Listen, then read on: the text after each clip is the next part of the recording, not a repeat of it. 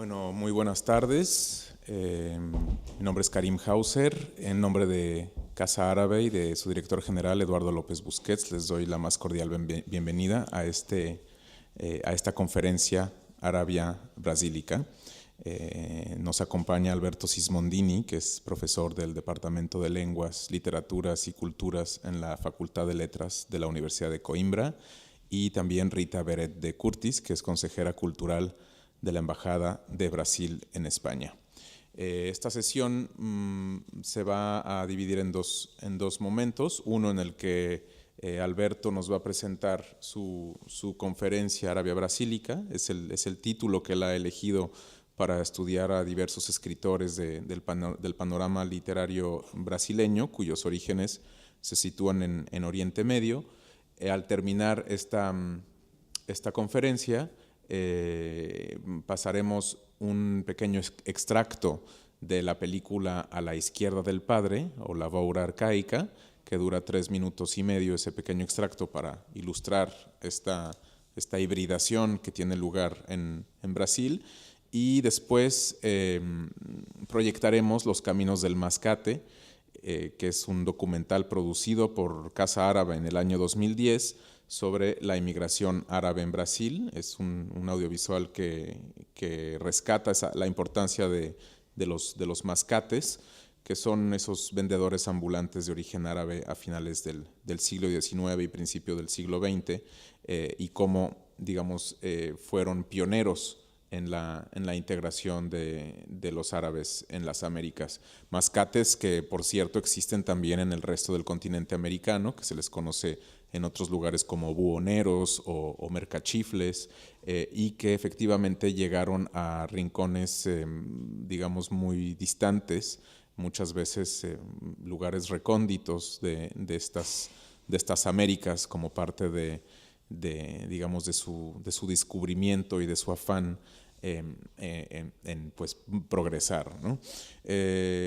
Comentaros que este ciclo, o que esta conferencia se enmarca dentro del ciclo América, Árabes en América, que estamos organizando junto a la Casa de América, y que consiste en mesas redondas sobre tanto aspectos sociopolíticos, socioeconómicos de la realidad árabe en las Américas, como también de estas manifestaciones artísticas, como puede ser la literatura o el cine. Tanto en Casa de América como en Casa Árabe hay una serie de películas que hemos comisariado y que hemos subtitulado, y que forman parte de este ciclo. Entonces, bueno, sin más, doy la palabra a Alberto Sismondini. Tenemos aquí también en Casa Árabe, hemos hecho una serie de textos sobre este tema, ¿no? Varios libros que se han publicado sobre el tema árabe americano, y es una línea de trabajo que nos interesa seguir actualizando y explorando. Creemos firmemente que España es un puente entre el mundo árabe y las Américas, no solo América Latina, sino incluso Estados Unidos y Canadá, y permite precisamente hacer una serie de vínculos y de encuentros, digamos, que pueden dar pie a un mejor entendimiento entre estas culturas. Alberto, por favor. Muchas gracias, Karim. Doy también las gracias a Casa América y, last but not least, Casa Árabe, que han permitido este evento. Y bueno, la primera impresión para un estudiante, para alguien que estudia ese fenómeno de la inmigración al Brasil y a Latinoamérica en general de los árabes, pasa por el mascate, que ha sido una función primaria tan importante. Sobre el mascate, sobre este tipo de tipología de inmigración, ya sabemos, han sido publicados textos muy óptimos, decimos, por la Casa Árabe también, que no ha sido una inmigración subvencionada, ha sido por cuenta propia muchas veces, no ha sido planeada, no ha sido casi tampoco deseada. Los americanos en general, en el Brasil de forma particular, después la promulgación de la Ley Áurea de 13 de mayo, ha sido ayer, sí, 13 de mayo de 1888, que determina la abolición de la esclavitud. Los brasileños, en este caso, buscan mano de obra especializada, y la encuentran preferencialmente en Europa. Hay también una búsqueda de, común en todas las Américas, de blanquear, ¿no? la raza, y la cuestión del blanqueamiento de la raza, hacerla más blanca, menos negra, es una otra propuesta, dijimos, un otro proyecto de las autoridades americanas, no digo solo del Brasil. Como dije, es una inmigración por cuenta propia. Los árabes, llamados de turco, también todo el mundo lo sabe, cualquier lector de autor latinoamericano encuentra fácilmente los turcos. Los turcos son, la imagen más fuerte es la de un gitano, que no es el turco, Melquíades en 100 años de soledad, ¿no? que visitaba Macondo, pero este tipo de labor la hacía principalmente, tenía una connotación más ligada a la comunidad turca. Turcos porque súbditos del antiguo Imperio Otomano, por lo menos hasta 1924. Por lo tanto, una primísima parte de mi contributo tiene una faceta imagológica, es decir, los brasileños o los latinoamericanos en general, cómo veían, cómo imaginaban los dichos turcos que se presentaban. Hay diferentes clases sociales, una estratificación. Las clases sociales, claro que también ahora el grande intelectual que vive en Avenue Foch en París puede llamar de hermano el otro intelectual africano o árabe, pero porque a lo máximo comparte una mesa redonda o una mesa de un restaurante de cualidad, ¿no? Pero no hay un contacto. Estos tipos de contacto con la inmigración se dan ¿dónde? En los barrios sociales, ¿sí? En nuestro caso en el Brasil o en Latinoamérica, que es tan grande, en el medio urbano sí, pero si no hay los terratenientes, donde hay poca presencia humana, pero hay el turco que vende, ¿no? Bueno, la primera forma más natural es la de los chistes. Puedo presentar un chiste argentino para no hacer un ejercicio de traducción, pero donde, y trabajando también esta presentación del chiste es con la construcción de la imagen por estereotipos, ¿no? Que, como dicen los teóricos de la imagología, yo pienso en Jupp Larsen, por ejemplo, donde parece un otro lejano, hay la creación de un discurso donde aparece un otro lejano o un otro incivilizado. En este caso, además, el otro lejano, que tiene costumbres distintas de la nuestra.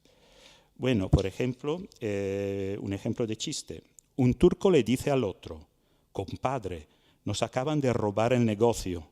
¿Y qué se robaron? Dice el otro turco. Tu parte, ¿no? Por lo tanto, salienta la imagen de quién, de un hombre listo, del turco vendedor, del hábil para engañar, para lograr cualquier fin, ¿no? Esto puede generar lo que Toni Negri y Michael Hart definen de dialéctica negativa, o sea, es crear imágenes donde el inmigrante no tiene un aspecto plenamente positivo. Después quisiera hablar también de tres grandes de la cultura, de la literatura brasileña que tratan de los turcos. La primera presenta dos facetas muy interesantes. La de Drummond de Andrade, ¿no? Es un poeta de Minas Gerais, un poeta que en 1973, por lo tanto con 60 y más años, cría los poemas Boitempo, Menino Antiguo, niño antiguo. Son todos recuerdos de su niñez en una aldea del interior de Minas Gerais. Ahora tengo una. Y presenta un poema que se llama Os Turcos, los turcos. Y encontré también una traducción que me ayuda bastante. Pero es interesante. Por lo tanto, ese Drummond de Andrade, con 8 o 10 años, él nació en 1910. Y el poema dice: los turcos han nacido para vender trastos coloridos en canastas ambulantes. Llevan bigotes puntiagudos, caras de cuero curtido, brazos tatuados de estrellas. Si abren la canasta, ¿quién se resiste al impulso de compra? Es barato, barato, cómprate ya, paga después, pero compra. El ron, la mermelada, el exhalante rollo de tabaco, a cada cual su placer. Los turcos juegan a las cartas con alarido. La lengua codificada crea un mundo problema, en nuestro mundo como un puñal clavado. Entenderlos. ¿Quién lo puede? ¿No? Por lo tanto, es un niño que no entiende lo que pasa, que ve personas ajenas completamente a su mundo. Y como bien sabemos, ¿no? Que la niñez es la edad de la inocencia, pero también de la crueldad. Los niños no entienden la diferencia, la alteridad. Y este poema, que es muy largo, sigue pasando por una fase consagrada a la diglosia. Es decir, estos hombres no hablan como nosotros, son raros. ¿Quién serán? Tendrán cabeza para pensar, ¿no? Pero sí, claro, el niño Drummond descubre al turco que después de su trabajo en la tienda parece vivir una parte metafísica fuera, ¿no?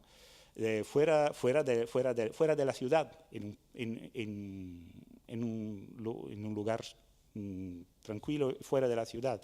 Parte metafísica. A menudo él descubre que son también hombres, ¿no? Porque de facto, en el principio parece, el Drummond con 8 o 10 años parece los que visitaban ese parque de aclimatación del principio del siglo XX, que se encontraban hasta el principio del siglo XX en todas las capitales europeas, donde había la jirafa, pero también el aborígena, ¿no? Por lo tanto, hay una primera parte que parece totalmente racista. Esta parte después claramente tiene una evolución, porque hay la descubierta del niño Drummond del mundo de los turcos, que son personas como nosotros. El poema acaba así. Los turcos, mi profesor me lo corrige, los turcos no son turcos. Son sirios oprimidos por turcos crueles. Pero Jorge Turco lo ves responder por el nombre. Por tanto, lo llamaba, Jorge Turco. El turco respondía. Y turcos lo son todos en ese retrato hecho para siempre. O serían mineiros, por convivir tanto, por vender, cambiar y ser en minas. La balanza en el mostrador y en la canasta abierta el espejo, el perfume, el brazalete, la seda, la visión de París por unos pocos miles de reyes, ¿no? Al final, bueno, hay la aceptación plena. Pero Drummond describe muy bien esta atmósfera que acogió todos los extranjeros, ¿no? por este pasaje, por así pasaron también, pasó una cuestión muy importante, pienso, que es cambiar su nombre, ¿no? Los nombres árabes que fueron convertidos de forma también racional por los propios inmigrantes, en nombres que pudiesen ser comprendidos por los nacionales, por los brasileños. Otro autor brasileño muy importante, que es Guimarães Rosa, en Gran Sertón, Veredas, que fue embajador, sí, fue diplomata, embajador, en Gran Sertón Veredas, que cuenta la historia de un jagunço, ¿no? de un bravo, Riobaldo, que encuentra la familia de don Seu Assis Wababa, ¿no? Que tiene una tiendita perdida en el Sertón. Y además Rosa Guarda, la hija mayor de Seu Assis Wababa. Aquí hay también la demostración, ¿no?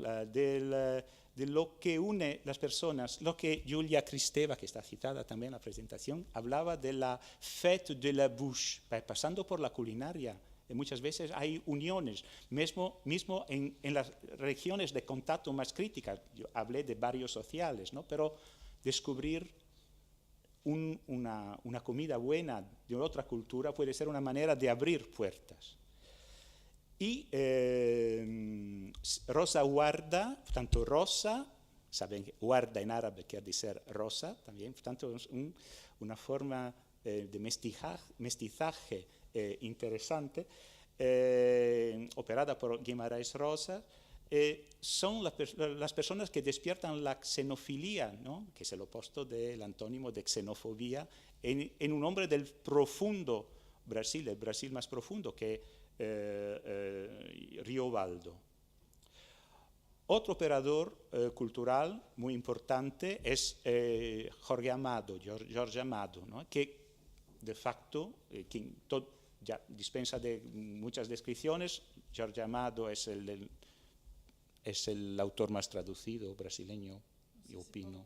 O Paulo Coelho, sí, ahora es Paulo Coelho, pero decimos que Paulo Coelho es más consumo, una literatura de consumo. Tiene más traducciones actualmente. Pienso que Paulo Coelho, sí, Paulo Coelho, sí. Pero sí, yo lo considero más una literatura de consumo, como Moccia, por ejemplo, el italiano, los de los cadenados, ¿no? Sí. Y Jorge Amado habla de los turcos, que Gabriela Clavo y Canela, por ejemplo, ¿no? Tiene el dueño, marido, amante, Don Nacib. Don Nacib se declara: yo no soy turco, soy brasileño de origen sirio. Es lo que dice, ¿no? Y es también gracias a la popularidad global de Jorge Amado, podemos decir que ayudó también a la causa de los turcos, de los árabes, aunque Brasil tiene este gran poder de uniformar todo, ¿no? En el tiempo de una generación, o hasta menos, en 10, 20 años, cuando un extranjero llega al Brasil, después de poco tiempo ya se siente brasileño, ¿no? Tiene esa capacidad de ese país tan grande. Y sus hijos serán primero de todo brasileños. Sí. Y lo que dice siempre, incluye los árabes, los turcos, entre los brasileños, no solo en Gabriela Clavo y Canela, pero también en otras donde hay personajes maronitas, así, aparece muchísimo. Hay otro escritor que citaré un poquito más tarde, Jorge Medauer, ¿no? Que hizo un artículo muy interesante a hablar de todos los personajes de Jorge Amado de origen árabe presente en la bibliografía de Jorge Amado. Por lo tanto, Jorge Amado es tan importante para el brasileño. Porque tenemos también que pensar que, por ejemplo, en Canadá, hasta los años 50, los árabes, los sirios, los del Levante, no eran considerados Caucasian para las autoridades caucasianos, para la autoridad del Canadá, de la inmigración, ¿no? Había siempre, ¿no? El turco podía siempre ser algo, o un concurrente, por tanto, hacer propaganda contra, porque eran concurrentes en el comercio, o más que otras razones. Después, otras presencias que abrazan la cultura árabe, el pueblo árabe en general. Marco Lucchesi, que de origen italiana, de Lucca mismo, ¿no? Que académico, que escribe en árabe, llega a escribir. Vendrá a Madrid en octubre. Ah, hola, qué bien, qué bien, qué bien. Y después llegamos al final del siglo XX, que es una época, la época de los 500 años del hallazgo, porque es un hallamiento, no es un descubrimiento, no es el descubrimiento del Brasil, ¿no? Cuando el Brasil es por la primera vez notificado en un texto, Pero Vaz de Caminha, portugués, que habla de carta del hallazgo del Brasil, carta do achamento do Brasil. Entonces ya, que es algo peculiar también. Pero en este tiempo, y volveré también con otros autores, que es Salim Miguel, con los 500 años, cuando hay ¿cómo decir? Metas simbólicas, ¿no? Para una nación, ocurrió, por ejemplo, en los Estados Unidos en 1976 salió un libro muy hablado que es Roots, que era sobre la esclavitud afroamericana, ¿no? Y en la literatura se habló por la primera vez de la presencia afroamericana en la historia americana. Lo mismo ocurrió por el año, a la víspera del año 2000, fueron lanzados muchos libros. También la cultura del consumo, por ejemplo, las novelas. Tuvimos Terra Nostra, que para mi comunidad, la italiana, ha sido importante, pero El Clon, ¿no? que es una novela en 2001, una telenovela, sí, que habla de los árabes de origen marroquí. Y en este tiempo sale Amrik de Ana Miranda, ¿no? Que habla de la emigración árabe a lo femenino. Ana Miranda no es turca de origen, pero es importante. Bueno, el protagonista es Amina, bailarina, que después pasa primero, como muchos hicieron, ¿no? Pasó primero para los Estados Unidos y después va al Brasil, donde encuentra su hogar, a su manera peculiar. Y ha sido importante, pienso, para poder inspirar la publicación del libro Nur na Escuridão, Nur en la Oscuridad, de Salim Miguel, un autor catarinense de Santa Catarina, que cumplió 90 años en 31 de enero, y que ha sido un libro clave también para contar la Jalía, la diáspora árabe en literatura, ponerla como protagonista. Bueno, tenemos, por lo tanto, acabó este lado imagológico, ¿no? de la presencia, de la visión de los brasileños.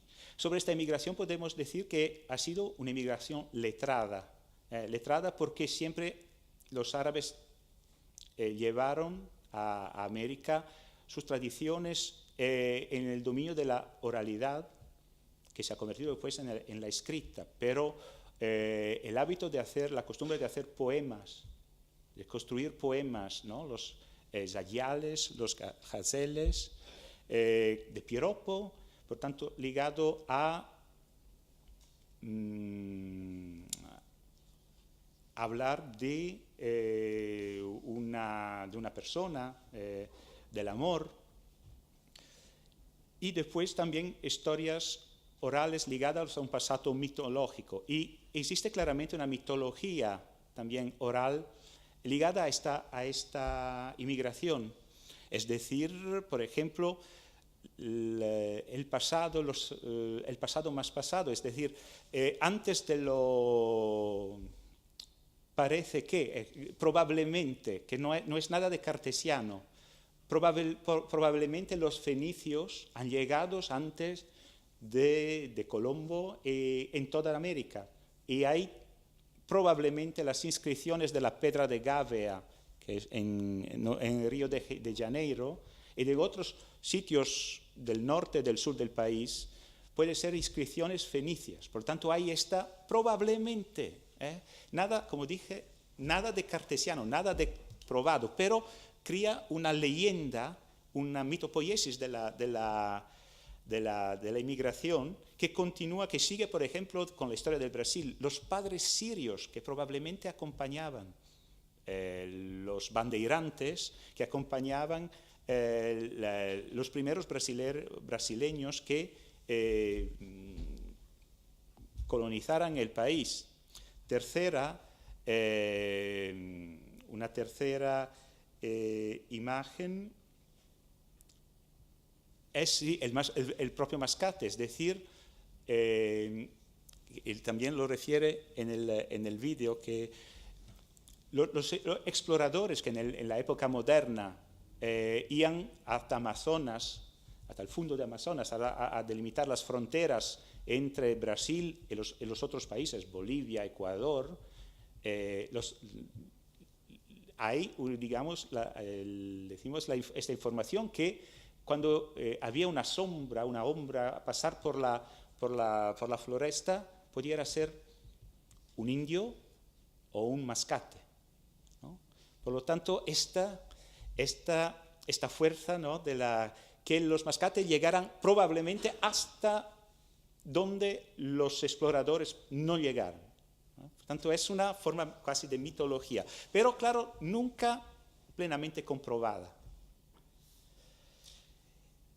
Y lo que lleva, decimos, la parte decimos tradicional, la parte tradicional de los yayales, de los gaceles, llevan una cuestión de ritmo y de performance, ¿no? Una parte performativa muy fuerte que acompaña la literatura oral, sea poesía, sea la prosa, una prosa rítmica que es típica de la cultura árabe. Después tenemos, para hablar de la presencia árabe letrada, decimos, no hay solo el mascate o el hombre poco alfabetizado, sino personas que crean cenáculos, tertulias, y hay un centro importante. Sabemos también que es en 1895 que surge una de las primeras revistas en árabe, Al-Faya, que salió en Campinas en 1895. Tertulias, cenáculos, había muchos círculos sirios, círculo Monte Líbano en todo el país, círculo de maronitas, existe todavía muchos, y se proyectaba la poesía panegírica. De la comunidad del Valle de la Bekaa, de Zale, por ejemplo, pudiéramos hacer la pregunta que Fernando Pessoa hace a Filipa del Encastre en Mensaje, ¿no? ¿Qué enigma había en tu seno que solo genios concebía? En Zale nacen Said Aql, poeta libanés, muy amado y conocido, que se quedó, después viajó hasta Beirut, no salió del país, y los hermanos Ma'aluf, Shafiq Ma'aluf, Fawzi Ma'aluf e Iskandar Ma'aluf, por ejemplo, han sido personajes marcantes por la cultura. Y Shafiq Ma'aluf es lo que el 15 de marzo de 1933 crea Al-Uzba, la Andalucía, ese círculo, este cenáculo que crea también una revista que es importante, decimos, sigue el legado de Khalil Gibran en Nueva York para producir una poesía, una literatura nueva, muy receptiva a las manifestaciones de la modernidad, del modernismo.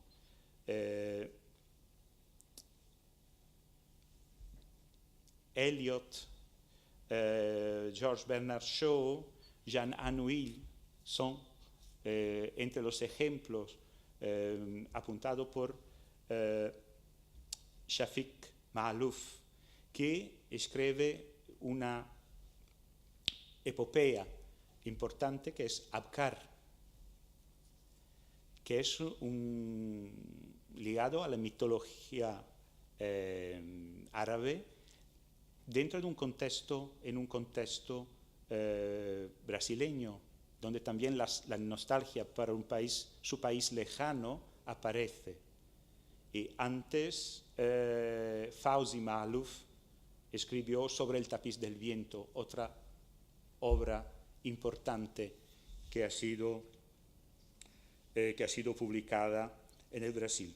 Por lo tanto, hay ahora, solo ahora decimos, en São Paulo están empezando un estudio sistemático sobre esta tertulia, este cenáculo, que ha sido muy importante y que parece tuve también conexiones con el modernismo brasileño, porque la cuna de los dos movimientos ha sido São Paulo, el Brasil.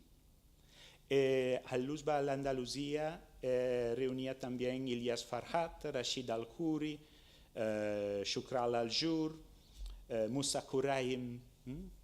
Abkar, por ejemplo, ha sido traducido por Musa Khuraim, pero ahora están intentando, y pienso principalmente el Michel Sleiman, un profesor de la universidad, que va a aparecer también en este documental,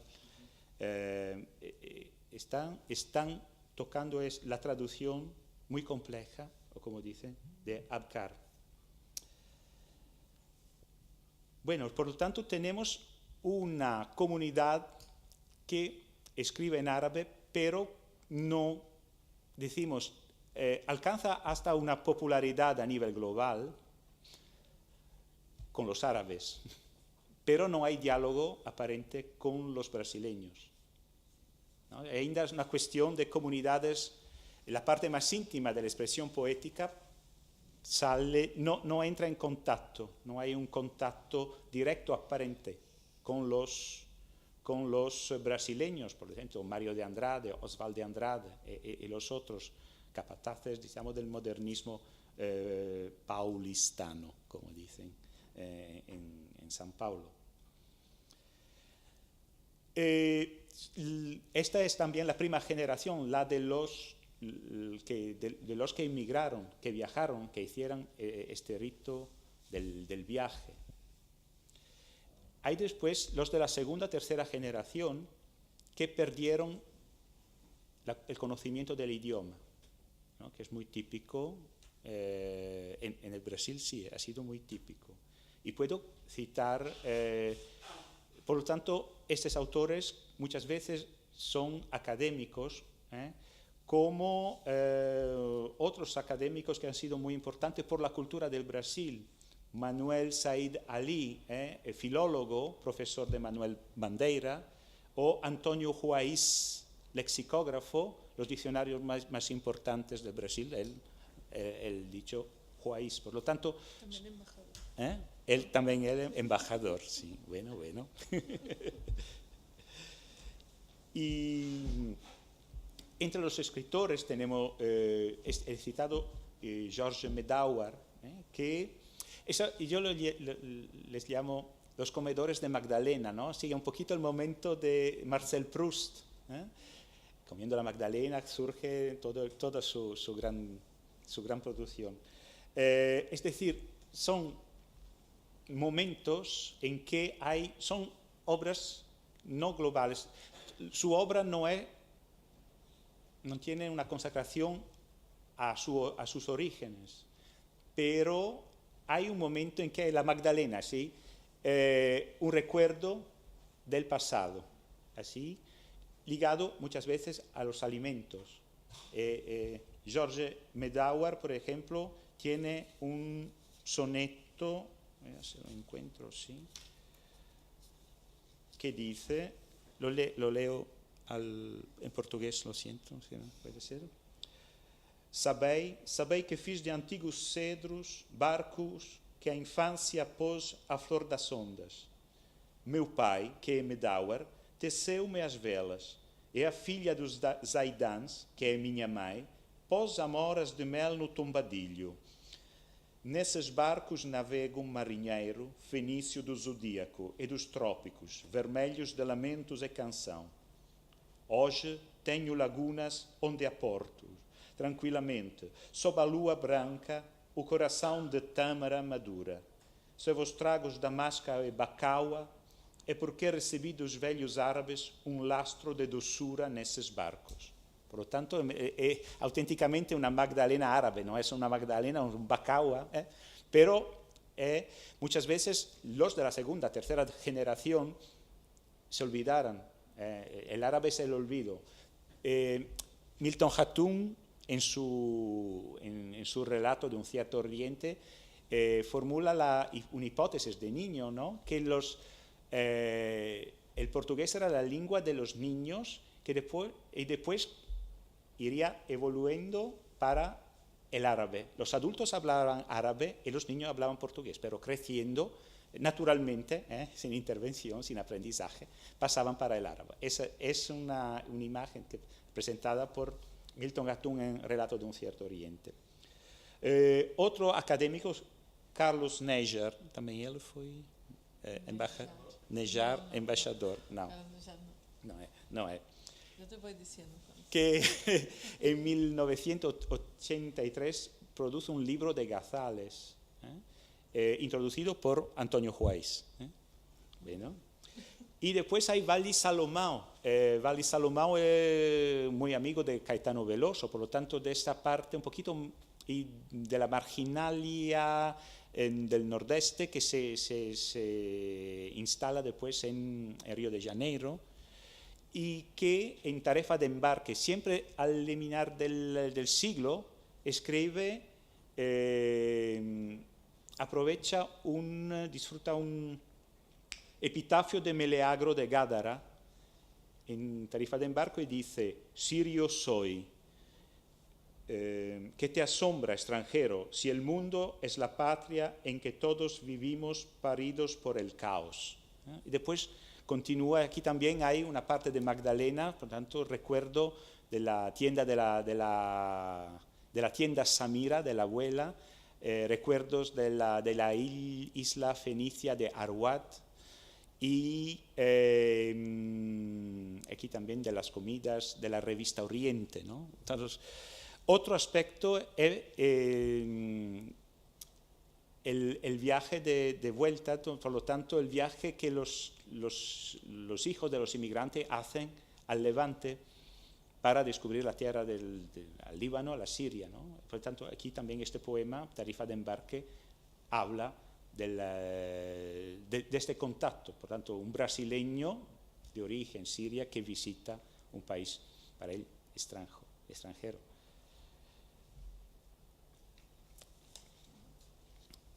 Y bueno, y ahora podemos hablar del más...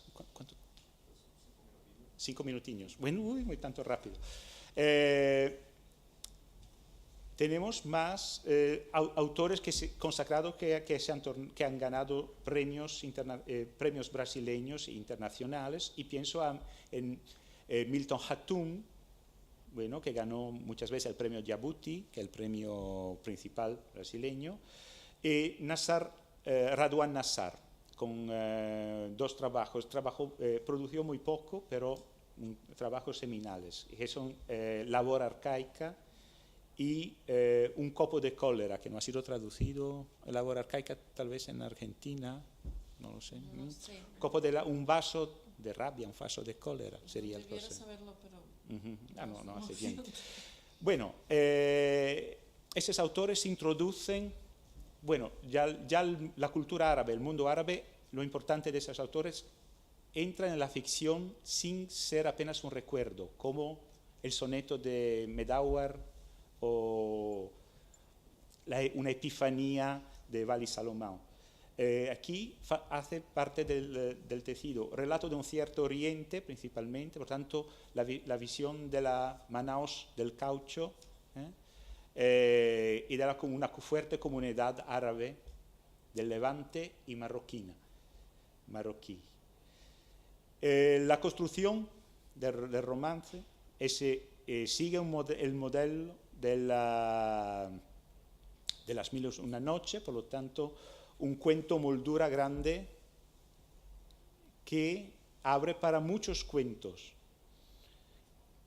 un cuento contentor, ¿no? Hatum usa también formas heredadas de las Mil y una noches, que es, decimos, nuestro paradigma por la narración oral que se ha transformado después en narración escrita. Designación repetitiva de personaje u objeto introducido desde el principio del cuento, que solo más tarde se convierte en algo decisivo. El uso del Leitwort-Stil, repetición de palabras que entran en juegos rítmicos. Eso lo aprovecha también Radwan Nassar y quiero leer un excerpto rápido de Un copo de cólera, un acto amoroso, e dice assim: a lenta maturação, o fruto se desenvolvendo num crescendo paciente dirige a contrações em que eu, dentro dela, sem nos mexermos, chegávamos com gritos exasperados aos estertores da mais alta exaltação. As aliteraciones, sonidos que se juntan, ¿no? Que es muy aprovechado también en el cuento tradicional. Hay una componente rítmica y una componente fonética muy fuerte. Y esto es una de las maneras que usan. También en la sintaxis de las frases, por ejemplo, se aprovecha mucho la sintaxis, se aprovecha no hay subordinación, sino coordinación con una coordinación copulativa, usando el wa. Por lo tanto, es mucho más la escritura de Hatum y de Radwan Nassar es mucho más oral de lo que aparece. Eso aparece mucho en Relato de un cierto oriente, en Dos hermanos, que ha sido traducido en Argentina, y en la ciudad aislada, la ciudad de Iliada, que es una coletánea de cuentos, donde aparece esta manera de hablar, ¿no? Esta manera de describir, siempre con el wa. Por tanto, mucha coordinación y poca subordinación de las frases. Después, otras, como ven, ya estoy terminando con unas últimas consideraciones. Nassar, por ejemplo, en Un copo de cólera, parece acompañar las consideraciones de Al-Masudi, del historiador Al-Masudi, cuando dice que algunos místicos piensan que Dios ponga a prueba el hombre y sus pasiones. El amado será molestado con disgustos y después será deleitado por el amante con la pasión. Y lo que ocurre, lo que pasa en Un copo de cólera, es mismo eso. Después, Nassar aprovecha una parte de las Mil y una noches en su cuento, en Labor arcaica, que es un hipertexto de un hipertexto. Es una transformación de Le Retour de l'Enfant Prodigue de André Gide, que es una transformación, transformación de la parábola del hijo pródigo. Nassar usa la novela del sexto hermano del barbero de Bagdad, ¿no? Que è ispirata alla presencia barmécida en Las Mil y Una Noche en la historia árabe, ¿no? Los barmécidas, esa familia de origen persa del Jorasán, que tuvo un papel muy destacado en el califato abasida de Bagdad, Harun al-Rashid y Jafar, ¿eh? Y este es un otro hilo, un otro contacto que tenemos entre los autores de origen árabe que aprovechan bien su cultura ancestral para producir literatura moderna. Última solo citación, dos autores jóvenes, tienen más o menos mi edad, jovencillos, Misha Sleiman y Alberto Musa, que tienen el privilegio de tener mi edad y llamarse Alberto, ¿no? Son ya autores que hablan árabe, estudian el árabe. Cuando Salim Miguel, Nassar y Hatun ya han olvidado, ya no hablan más árabe, no conocen la lengua árabe, ellos sí. Michel Sleiman es un profesor de literatura y lengua árabe en San Paulo, y Alberto Musa, que la traducen. Michel Sleiman tradujo también Adonis. Está dando mucha divulgación a la poesía de Adonis. Y Alberto Musa tradujo Al-Mulakat, por tanto, obras de la Qasida, y después un romance que ha ganado muchos premios de nuevo, que es El Enigma de Qaf, siempre ligado a la Qasida, por lo tanto, a la parte más ancestral de la cultura árabe. Y eso es un señal importante, ¿no?, de una conciencia, aunque son todos brasileños, se definen brasileños, pero hay una evolución, la descubierta de las raíces, que es típico. Lo mismo ocurre también con los italianos, los brasileños de origen italiano. Pero también, ahora tenemos también una faceta humanista muy fuerte, que nos da esperanza, por ejemplo, para recuperar todo el manantial cultural árabe producido en el Brasil. Y eso que es lo bueno, es bueno registrar los avances de estos estudiosos para la auténtica descubierta de esta nueva nada, digamos, de una nueva época de oro. La cuarta, después de la cuarta Arabia, la Arabia brasílica, se junta a las tres Arabias clásicas, ¿no? Y me gusta mucho pensar siempre en la Arabia Félix, pero es bueno que hay también una Arabia basílica que sea la nueva Arabia Félix. Y acabo así. Gracias.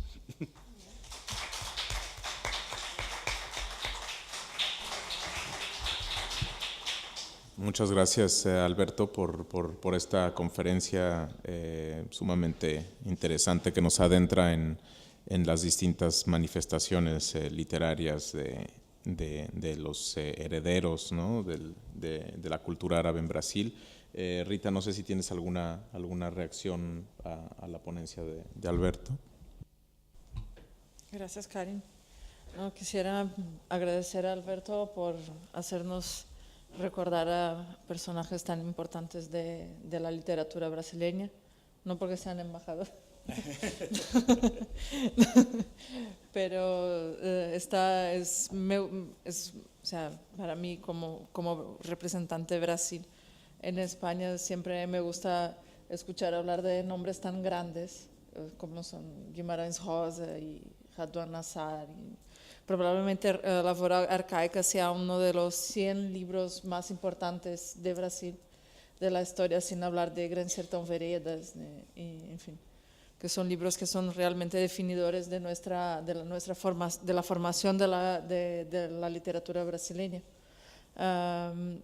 Yo quiero reaccionar, pero o sea, todo ha sido muy importante, muy interesante, pero quiero reaccionar a dos cosas que uno que es el personaje de Seu Nassib, y lo otro es esa retomada de la cultura, que yo creo que hay dos movimientos muy importantes ahí y que yo noto en mi propia historia familiar, ¿no? O sea, yo sé que Karen me invitó porque hablamos de Brasil aquí, pero también porque llevo un apellido árabe aquí, y soy cuarta generación de libaneses en Brasil.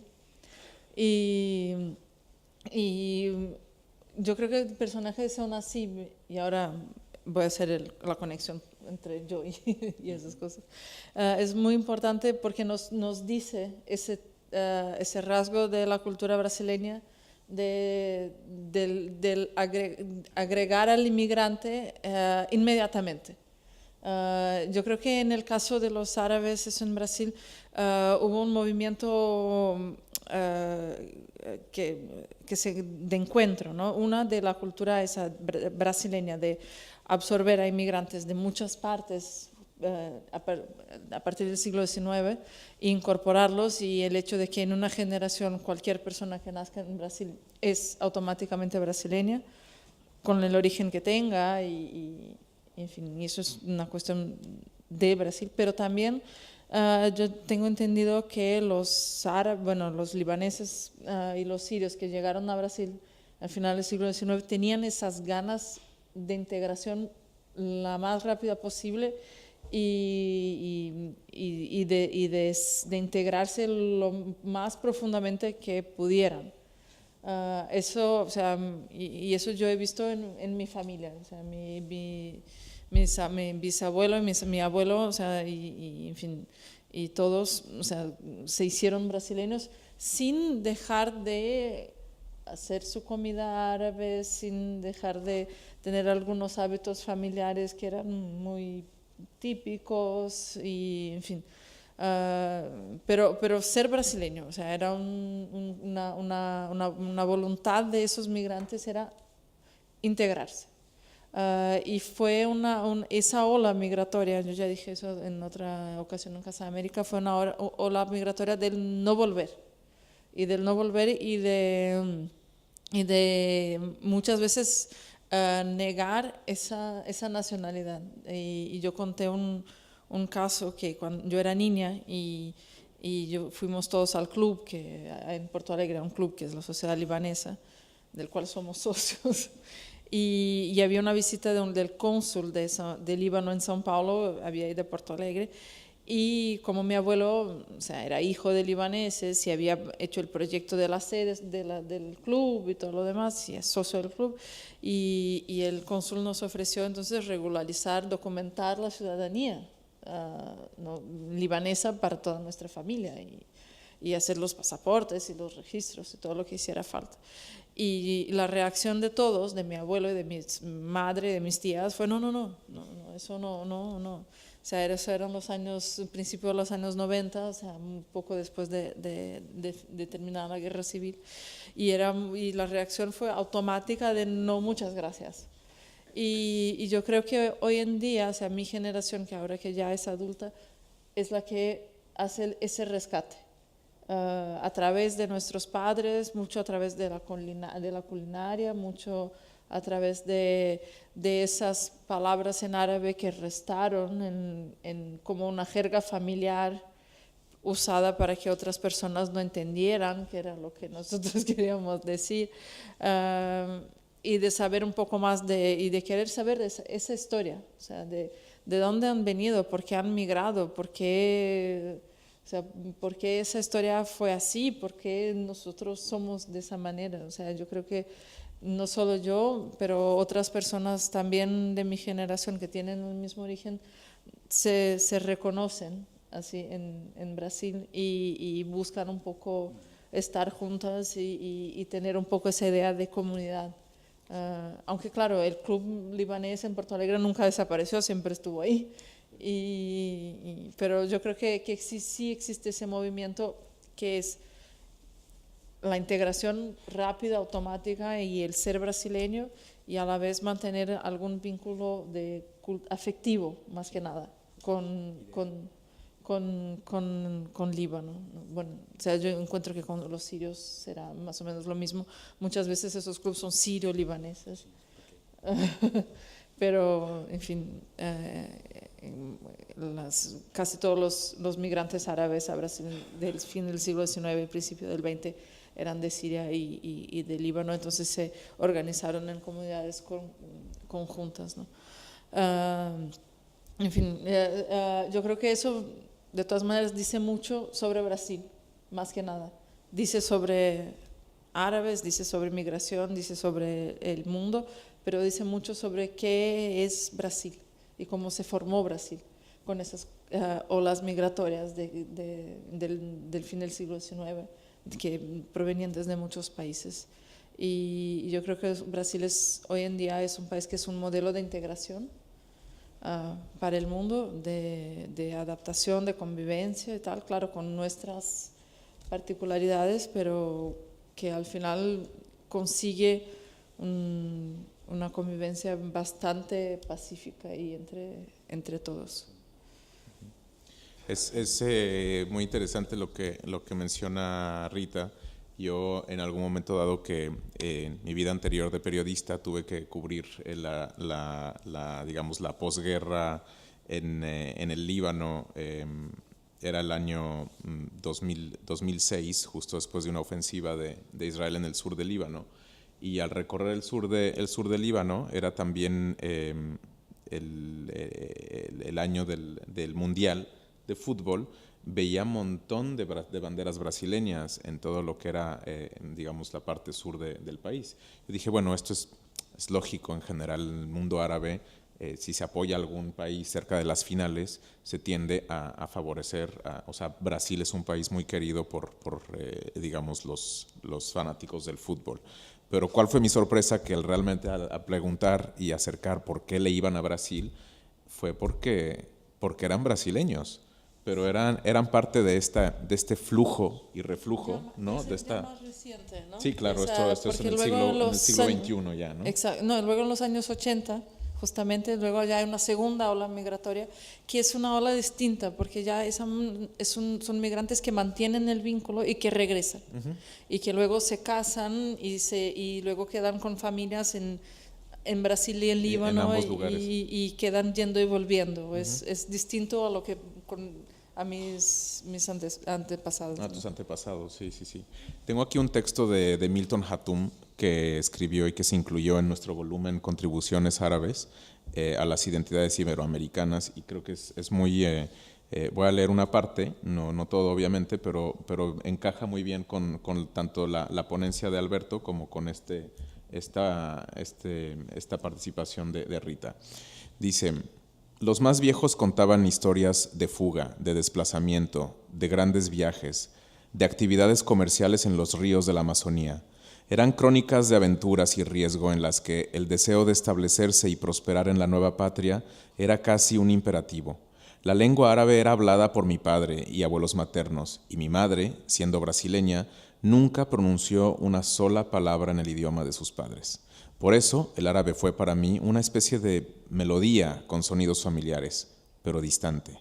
Poco a poco se convirtió en un conjunto de sonidos que la memoria evocaba a medida que los más viejos iban muriendo. El francés era más aprehensible por ser menos difícil y también por el hecho de que mi abuela Emily alternaba el francés con el árabe, pues había estudiado en el Liceo Francés en Beirut. Mi abuelo la reprendía. ¿Por qué hablas en francés con nuestro nieto? Es la lengua del colonizador. Ella respondía: d'accord, mon vieux, con un perfecto acento árabe, pero afectado.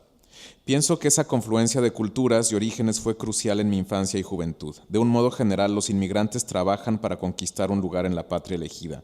Trabajan y ahorran, pensando regresar, aunque temporalmente, a la tierra natal.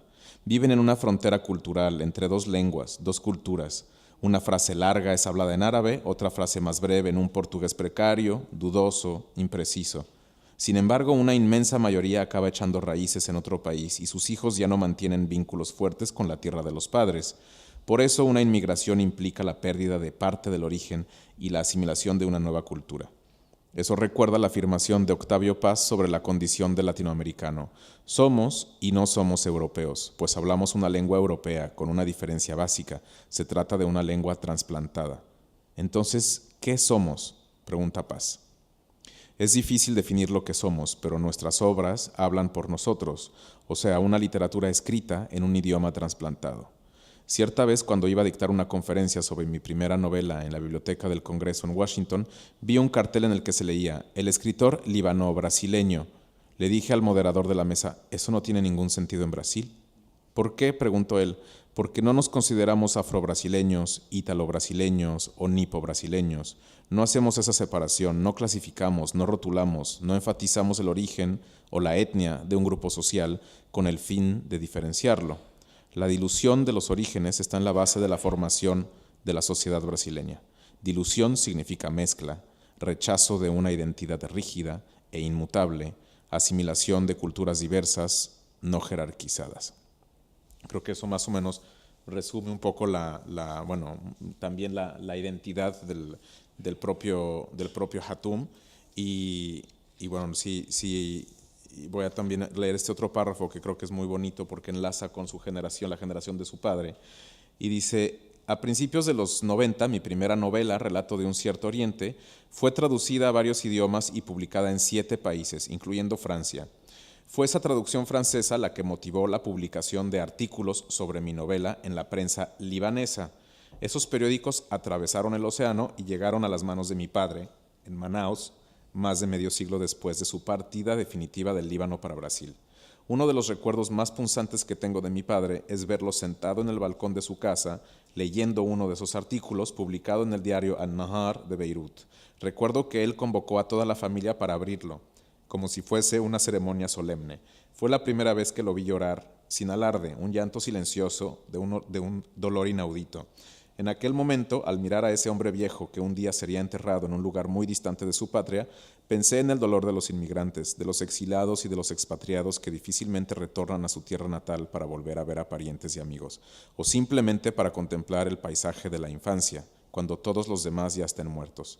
Pensé que una sociedad, cualquiera que sea, debe alguna cosa a esos seres extraviados, hombres y mujeres que, movidos por la voluntad de vivir una vida menos penosa o por un deseo insano de sobrevivir, aunque sea como almas en pena, eligen otra patria cultural. Emocionado, mi padre leyó el artículo en árabe, su lengua materna, y lo tradujo lentamente al portugués, su lengua adoptada. Cuando terminó de traducir, dijo: «Es curioso, nunca pensé que yo iba a regresar al Líbano a través de un libro escrito por mi hijo».